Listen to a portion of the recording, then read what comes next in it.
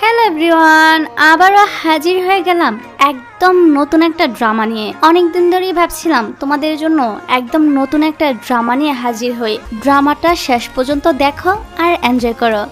सुन मेरी शहजादी, मैं हूँ तेरा शहजादा। ऐ जाने तमन्ना मेरी, करता हूँ इकरार। सातों जन्म में तेरे साथ रहूंगा यार। ऐ जाने तमन्ना मेरी, करता हूँ इकरार। এই গল্পের শুরুতেই জিংকে দেখতে পাই। জিং টমবয় স্টাইল নিয়ে থাকতে পছন্দ করে এবং মারামারিতে সে খুবই এক্সপার্ট ছিল। অন্যদিকে আমরা নিয়ান নামের আরো একটা মেয়েকে দেখতে পাই। সে দেখতে খুবই সুন্দরী এবং ক্লাস টপার ছিল। নিয়ান চ্যানকে যেতে দেখে তার দিকে এক দৃষ্টিতে তাকিয়ে থাকে, কারণ সে চ্যানকে পছন্দ করত। স্কুল ছুটির পর নিয়ান যখন চ্যানের সাইকেলটা দেখছিল, তখন সেখানে জিং আসে। আসলে জিং হচ্ছে চ্যানের বোন। জিং নিয়ানকে দেখে মনে মনে বলতে থাকে, নিয়ান দেখতে কত সুন্দর, এই জন্যই স্কুলের সবাই তাকে এত পছন্দ করে। আমিও যদি তার মতো হতে পারতাম তাহলে কতই না ভালো হতো। পিছন থেকে এই সময় চ্যান জিংকে ডাক দিলে নিয়ান চমকে গিয়ে ঘুরে তাকায়, ফলে তার কারণে সবগুলো সাইকেলই পড়ে যায়। নিয়ান চ্যানকে সরি বলে। চ্যান কোনো কথা না বলে সাইকেল উঠিয়ে চলে যেতে থাকে। জিং নিয়ানের সাথে কথা বলতে শুরু করলে চ্যান তাকেও সাথে করে ধরে নিয়ে যায়। যেতে যেতে জিং বলে সে এবারের ফিজিক্স কম্পিটিশনে পার্টিসিপেট করতে চায়, কিন্তু চ্যান তাকে পার্টিসিপেট করতে নিষেধ করে। এর জন্য জিং চ্যানের উপর রেগে হেঁটে হেঁটে বাসায় চলে যায়। অন্যদিকে নিয়ানকে দেখা যায় সে চ্যানের একটি ছবি দেখছিল আর তার কথাই ভাবছিল। রাতের বেলা শুটিং স্টার দেখে জিং উইশ করে তার ভাই যেন তাকে এত বেশি কন্ট্রোল করা বন্ধ করে। অপরদিকে নিয়ান উইশ করে সে চ্যানের একটু কাছাকাছি থাকতে চায়। সকালে ঘুম থেকে উঠে জিং এবং নিয়ান দুজনই ভীষণ অবাক হয়, কারণ তাদের দুজনের আত্মাই চেঞ্জ হয়ে গিয়েছে। মানে নিয়ান চলে এসেছে জিং এর বডিতে আর জিং চলে এসেছে নিয়ানের বডিতে। আসল জিং অনেক খুশি ছিল নিয়ানের বডিতে এসে, কেননা এখন থেকে তার ভাই আর কোনো কিছু করতে নিষেধ করতে পারবে না। সে যা খুশি তাই করতে পারবে। পাশাপাশি এখন থেকে সে নিয়ানের বডিতে থেকে স্কুলের সবার ক্রাশ হয়ে উঠবে। এদিকে নিয়ানও জিংয়ের বডিতে এসে চ্যানকে কাছ থেকে দেখার সুযোগ পেয়েছে, এজন্য সেও অনেকটা খুশি ছিল।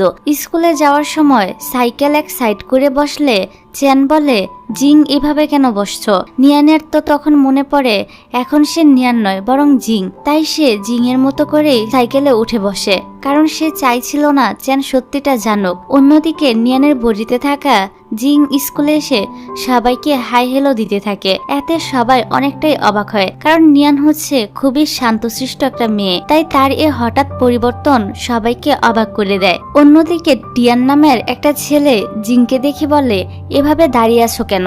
তোমাকে দেখে তো আমি ভয় পেয়ে গিয়েছিলাম। জিং তখন টিয়ানকে সরি বলে। টিয়াং বলে, সরি জিং, তোমার হঠাৎ কি হলো? এই প্রথমবার দেখছি তুমি কাউকে সরি বলছো। আসলে জিং এর বডিতে তো এখন নিয়ান রয়েছে, এটা তো আর টিয়ান জানতো না। যাই হোক, আজ স্কুলে স্পিচ কন্টেস্ট রয়েছে, যেখানে আসল নিয়ানের স্পিচ দেওয়ার কথা রয়েছে। এই জন্য টিচার নিয়ানকে স্পিচ দেওয়ার জন্য জোর করে স্টেজে পাঠিয়ে দেয়। এদিকে নিয়ানের মধ্যে থাকা জিং তো বুঝতেই পারছিল না সে কোন টপিকের উপর স্পিচ দিবে। সে তখন উল্টাপাল্টা কথা বলতে শুরু করে দেয়, যেমন বেঁচে থাকার জন্য খাবার প্রয়োজন, কিন্তু স্কুলের ক্যান্টিনে ভালো কোনো খাবারই নেই। সপ্তাহে একদিনের জায়গায় 3 দিন স্কুল ছুটি দেওয়া উচিত। এরকম উল্টাপাল্টা আরো অনেক কথা বলে। তার বক্তব্য দেওয়া শেষে স্টেজ থেকে নামার সময় জিং সামনে আসল নিয়ানকে বসে থাকতে দেখে, যে কিনা এখন তারই বডিতে রয়েছে। তাড়াহুড়া করে নামতে গিয়ে ছোট একটা অ্যাক্সিডেন্ট ঘটে যায়। এতে জিং নিয়ান দুজনেই কিছুটা আহত হয়। তারা একে অপরের দিকে তখনও অবাক দৃষ্টিতে তাকিয়েছিল। তারপর আসল নিয়ান যখন তার বেস্ট ফ্রেন্ড সাশাকে দেখে, তখন সে তার সাথে কথা বলতে যায়, কিন্তু সাশা তো দেখছিল এটা জিং, তাই সে বলে, আমি একটু বিজি আছি, তোমার সাথে পরে কথা বলবো। এদিকে নিয়ানের বডিতে থাকা জিং বাড়ি ফিরলে নিয়ানের মা তাকে অনেক বকাবকি করে, কারণ আজ তার জন্য সবার সামনে নিয়ানের মাকে লজ্জায় পড়তে হয়েছিল। নিয়ানের বাবা নিয়ানকে রুমে যেতে বলে আর জানায় সে তার মাকে সামলে নিবে। এই শুনে জিং মনে মনে ভাবে নিয়ান কত লাকি, তার বাবা কত সাপোর্টিভ। পরের দিন সকালে দেখা যায় জিং নিয়ান দুজন অনেকটাই চিন্তিত ছিল, কারণ তারা দুজনই মনে করছিল রাতের মধ্যে তারা আবারও তাদের নিজেদের বডিতে ফিরে যাবে, কিন্তু এমন কিছুই হয় না। স্কুলে ক্লাস করার সময় নিয়ান মানে আসল জিং এর মাথায় কিছু ঢুকছিল না, কারণ সে সায়েন্সের স্টুডেন্ট, কিন্তু নিয়ানের বডিতে থাকায় এখন তাকে আর্টসের ক্লাস করতে হচ্ছে। ক্লাস শেষ হতেই সে চলে আসে আসল নিয়ানের সাথে দেখা করতে, কিন্তু নিয়ান তাকে দেখে দৌড়ে পালিয়ে যায়। জিং নিয়ানকে থামিয়ে বলে, তুমি পালাচ্ছ কেন? আমি জানি তুমি নিয়ান, কিন্তু এখন তুমি আমার বডিতে রয়েছো। তারপর তারা দুজন গার্ডেনে যায় কথা বলার জন্য। তারা বুঝতে পারছিল না হঠাৎ করে কেন ওদের আত্মা এক্সচেঞ্জ হয়ে গিয়েছে এবং কি করলে তারা আবারও নিজেদের শরীরে ফিরতে পারবে। তারা একজন আরেকজনকে তাদের বাড়ির কন্ডিশন জানায়। জিং এর বাড়িতে তো সবকিছু ঠিকঠাকই ছিল, চ্যান এখনো কিছুই জানতে পারেনি। তবে জিং জানায় নিয়ানের মা নিয়ানের উপর রেগে রয়েছে ওই কন্টেস্টে উল্টাপাল্টা ভাষণ দেওয়ার জন্য। কথাবার্তা শেষ করে তারা দুজন ক্লাসে চলে যায়। তারপর একজন টিচার চ্যানকে জানায় আজ ক্লাসে তার বোন অনেক অমনোযোগী ছিল। চ্যান যেন তার বোনের পড়াশোনার দিকে বিশেষ খেয়াল রাখে। চ্যানের কাছে মনে হয় ফিজিক্স কম্পিটিশনে পার্টিসিপেট না করতে দেওয়ায় জিং এর মন খারাপ। সেই সাথে জিং আজকাল অনেক কম কথা বলছে। চ্যান জিংকে তার ফেভারিট ক্যান্ডি দিলে জিং অর্থাৎ আসল জিয়ান চ্যানকে ধন্যবাদ জানিয়ে রুমে চলে যায়। সে অনেক খুশি ছিল চ্যান তাকে এটা দিয়েছে বলে। এদিকে আমরা চ্যানকে দেখি, সে ওই দিনকার কথাই ভাবছিল যেদিন জিংকে অ্যাডপ্ট করা হয়েছিল।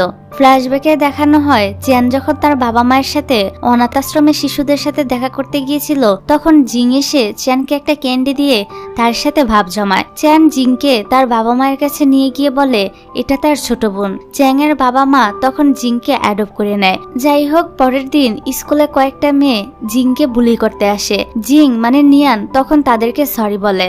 ওর এ আচরণে মেয়েগুলো তো খুবই অবাক হয়, কারণ আসল জিং হলে তো এতক্ষণে তাদের সাথে মারামারি শুরু করে দেওয়ার কথা ছিল, কিন্তু তা না করে জিং কিনা তাদেরকে উল্টো সরি বলছে। আসলে তারা না জানলেও আমরা তো জানি জিং এর বডিতে এখন নিয়ান রয়েছে, এই কারণে সে তাদেরকে সরি বলেছে। অন্যদিকে দেখা যায় জিনি নামের একটা মেয়ে এসে নিয়ানের সাথে ঝগড়া শুরু করে দেয়, কারণ সবাই বলছে নিয়ান ইচ্ছে করে বক্তৃতা দেওয়ার কন্টেস্টে হেরে গিয়েছে, এজন্যই জিনি ফার্স্ট হতে পেরেছে। নিয়ান অর্থাৎ জিং জিনির মজা উড়িয়ে এখান থেকে চলে যায়। এতে জিনি ওর উপর অনেক রেগে যায়। তারপর আসল জিং কয়েকটা মেয়ের কাছ থেকে জানতে পারে গেটের সামনে গ্যাংস্টার জিংকে খুঁজছে। জিং তখনই দৌড় দেয় গেটের কাছে যাওয়ার জন্য। এদিকে গ্যাংস্টারদের লিডার মিন জিং এর সাথে কথা বলছিল, যদিও এটা ছিল নিয়ান। নিয়ান আবার এ মিনকে চিনে, তারা ছোটবেলার ফ্রেন্ড ছিল। তো মিন জিং আর টিয়ানকে সাথে করে নিয়ে যায়। আসল জিংও তাদের পিছু পিছু যেতে থাকে। তারপর মিন জিংকে তাদের সাথে বাস্কেটবল খেলার জন্য বলে।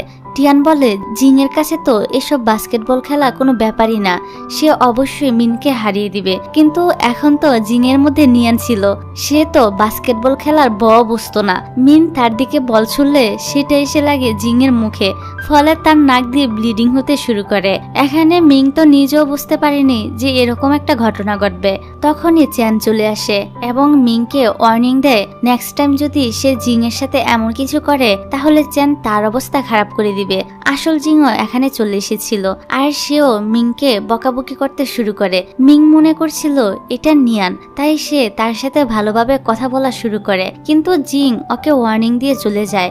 মিং এর কাছে তখন মনে হয় এরকম করে তার সাথে কথা বলতো তো জিং, নিয়ানের হঠাৎ আবার কি হলো, সে তার সাথে এভাবে কেন কথা বলল। যাই হোক, এবার বাড়ি ফিরে চ্যান জিংকে মেডিসিন লাগিয়ে দেয়। এতে জিং এর বডিতে থাকা নিয়ান তো অনেক বেশি খুশি হয়, কারণ সে তো শুরু থেকে চ্যানকে পছন্দ করত। পরের দিন তো মিন জিং এর সাথে দেখা করতে আসে আর আগের দিন ওই ঘটনার জন্য সরি বলে এবং অনেকগুলো খাবার কিনে দিয়ে যায়। দূর থেকে চ্যান এটা দেখে ফেলে। সে জিংকে জিজ্ঞাসা করে খাবারগুলো কে দিয়েছে। জিং বলে এগুলো টিয়ান দিয়েছে। জিং চ্যানকে মিথ্যা কথা বলেছিল, কারণ চ্যান আগে জিংকে মিনের কাছ থেকে দূরে থাকতে বলেছিল। স্কুলে আসার পর জিং কিছু খাবার টিয়ানকেও দেয়। তারপর চ্যান টিয়ানকে ডেকে নিয়ে যায় আর জিজ্ঞাসা করে সে কি জানে জিং আর মিনের মধ্যে সম্পর্ক কি। টিয়ান চ্যানের কোনো কথার মানেই বুঝতে পারে না। তখন চ্যান বলে আমার সন্দেহ মিন আর জিং ডেট করছে। টিয়ান বলে ওঠে এটা হতেই পারে না। চিয়ান টিয়ানকে বলে এখন তোমার হাতে যে ড্রিঙ্কসটা রয়েছে এটা সকালে মিনি জিংকে দিয়েছিল।